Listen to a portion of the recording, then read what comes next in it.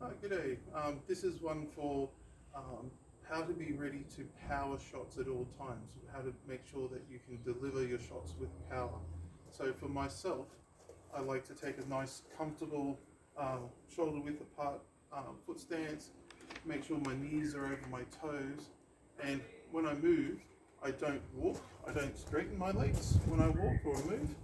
I tend to try to glide by using my hip to push my feet around. I'm over exaggerating, but the whole idea is as you're doing this, as soon as you plant, it doesn't really matter if you're going forwards or backwards, you can throw shots. As you come forward, throw a shot, and if I'm running backwards, you can press me, Leo, is you can throw a shot, you can throw a shot, you can throw a shot, you can coil and throw a shot, you can step the other way and throw a shot, you can move and throw, whether you're coming forward and backwards. And the way I achieve that is making sure that for the majority of the time, but not necessarily all the time, is that you keep your feet basically shoulder width apart, knees nicely bent over the toes, and your hips are kept nice and loose. It's not like I'm a great believer in the hips have got to move like a washing machine. I don't think that at all. What I think is the power starts in the opposite foot, off the big toe, and it pushes through the hip. The knee comes forward, the hip comes forward. You basically tense up your shoulder, so your shoulder must follow your hip. So I don't want you to go hip and your shoulder stay exactly still. It's hip moves, shoulder moves. So that when you throw a shot, getting the shield out of the way, step in, transfer the weight, knee comes forward, hip comes forward, and then you can throw the blow. And that's why you got all that power behind that shot. You then can move the foot other way. Notice how it's not a step, it's a move the hip to move the foot. As soon as it's grounded, I've got this nice grip here. I can then transfer the weight to it, drive the hip, drive the knee forward, shot comes around with power. All that's happening, nice and slow, with the sword arm, is as the sword comes forward, as the body comes forward, power comes through, and then you just release the hand. My hand is not punching out, it is being pushed out by that momentum. So what it is it comes here, gets to here, in this place, all the power's already happened. So all I'm doing from here is releasing the hand, squeezing the fingers. So what happens, guard yourself properly now, is I come through here, and then the shot happens. But the real power of the shot is not from the step, not from the arm, it's from coming here, landing, hip, shoulder, hand all working together. So nothing is working hard, everything is just working together. Now we can go into a bit more of the dynamic of how to power when you're going forward or coming back, because when you're in a fight, you're not running up and down the driveway, you might be moving around. So if I'm walking up and down like I am a corridor, it's really hard to power, except for with my arm, when my feet are planted. It means that you only have small segments in time when you can actually throw with power. But if you're down in the stance, moving with your feet and your hips, all I have to do is power, is stop moving, then I can throw. Or stop moving, then I can throw. So that means you're almost always ready to throw. So instead of having little sections that you can throw in, you have large sections with only small bits that you can't throw. It turns it on its head. That's the advantage of, for me, for moving like this behind your shield, because now I can go, whoa, I can have some of that. Or I can go here and go, I can now reverse it and throw the backhand. I can come to exactly the same position, fake, throw the leg shot. So I still have all my options open to me, and I can throw it with power.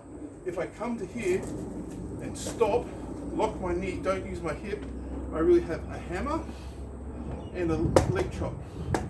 Everything else is really hard to pop over a shield when you have to power just with your hand. You can go maybe horizontal, but you'll never roll over the back of the shield. Well, at least I can't do that. And if you can do that, good on for you. Same with the offside. You can come in here. If I lock my leg, all I can really do is use my arm to come in here. I might be able to use my arm I use my hip there. If I come to attention, I might be able to drop in there with my arm, but with my hips engaged, I can get almost vertical. I can drop this side. I can flick, take another step, and move. It all becomes so much easier to guarantee the power train. But once again, power starts in the toe. Just run through it all again. Pressure on the balls on the feet, 60% forward, 40% back. So when you move, your feet still touch the ground mostly. You stop, you keep moving to fire. Power comes from the toe. Notice as toe lands, knee comes forward. That actually drives my power into the core of my opponent. I'm not doing it past them. I'm not doing it across them. I'm doing this into them to make sure I have the most effective power transfer when the time comes. So when I come here, get to here, knee comes, so the toe presses, knee comes forward, hip follows, hand punches out, and squeezes at the same time. There's a lot in all of this, and what it takes is regularity and practice. And I'm just going to run through it a couple of times from two different angles on the snap only, just to show what it looks like. You ready to block yourself for proper? Just come this way now. No, where you were. Just that way. Yeah, cool. So all I'm going to do is step in and hit here. First thing I'm going to do, I'm going to step in. I'm going to hold my head. I'm going to do it this way. I'm going to hold the sword like this, right? But I'm only going to use the sort of like knee drop and the hip to show you what sort of power you can generate while holding the sword like this. So, without stepping in, just here, power off, and now I'm powering from my left foot to put the drive into my knee, into my opponent. That's the sort of power you can get holding the sword like this, like that, letting the hand come out. If I don't let the hand come out and just hold it in close, you can kind of get that sort of power, right? And there's absolutely no squeeze or no nothing on their sword. That's just the hit. If I come back to here, guard yourself a little bit better. I will now do the same thing. I'll push off on the left foot, drive the knee, let the hip come forward, tighten my lats and so my shoulders have to follow. And this time, I'll let the sword come off my shoulder naturally. Still no squeeze, but I'm going to hold it like this. So it's going to bounce. But I just want to show you when we put those elements together, come together. So here, right? That should be more than hard enough. Now I'll do it, and I'll tighten my hand by just going finger squeeze just before. And just for those who may not know the origin of the word snap came from throwing it from here, and the snap is making the wrist change the angle. So that is the snap. So this time I'll squeeze the hand and put a snap in and do it. You should never ever have to hit anyone that hard.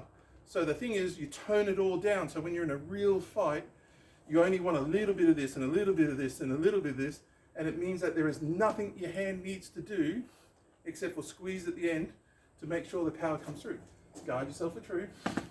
So the blow ends up being nice and fast and hard, but all the effort is coming through this body torsion and letting the shoulder just flow off. Right? So it's bang. Notice the back hip comes through, pressing off of the left foot, transfers to the right hip to rotate. Make sure I push my energy through my opponent. One last time.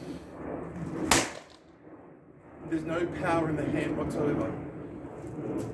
Last tip. Why do I don't want to use my hand to power? I only want it to guide. So come to guard, not going to go full speed. It means that if the sword is just guiding, I can do some things like stretch this leg, stretch my front leg, and all of a sudden I'm rising and I'm throwing a rising snap. So I'm going here, straighten the legs, and I can throw a rising snap, where if I don't do anything with my legs, I'm just doing this. And if my hand is stiff, it actually means that I can't actually get it into the head. But if my hand is subtle, I can roll it over the top. I'm also getting that from that vertical mobility of coming up. I can also throw the snap to here and go, no, I don't like that. Bend the knees down. So this time, instead of bending the knees up for the rising snap, I can come to exactly the same spot, go, I don't like it, and then just drop. So if I do that a little bit quicker, it just becomes this like pause fake. Also, it means that if I come to this spot here and I've got the balance to do it, it's very easy to throw the snap. So you can go snap and throw it, or you can throw the fake. Now that all weights on the right leg, I'm overemphasizing it, is I can bring the left foot around and turn that into an offside. So what it does, by moving like this, making sure the hips are powering the footwork, and that when you do actually want to throw, you're pushing off and through your opponent, you can do all these subtle variations. That means that you will be more successful as a fighter.